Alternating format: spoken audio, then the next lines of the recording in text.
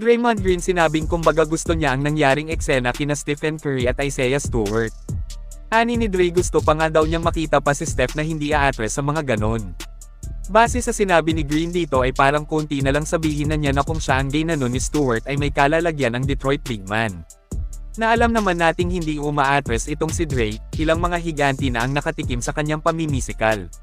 Mukhang namimili din yata si Isaiah Stewart. Kayo mga kaibigan, ano ang masasabi nyo tungkol dito? Mag-comment lang po.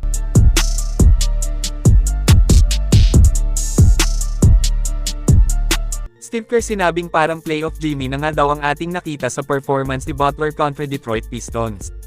Ani niya ang playoff Jimmy ay totoo nga daw talaga, kumbaga walang birong nakakatakot. Sa playoffs nga daw talaga natin mararamdaman ang bagsik ng isang Jimmy Buckets. Base sa sinabi dito ni Kerr, mga kaibigan, ay mukhang excited na siya sa playoffs dahil kay Jimmy. Pasilip sa playoffs ang naging galawan ni Butler versus Pistons. Tingnan nyo nga naman ginawa niya dito kay Tobias Harris. Binastos lang ni Butler ang depensa ni Harris, may pa-no-way pa siya dito.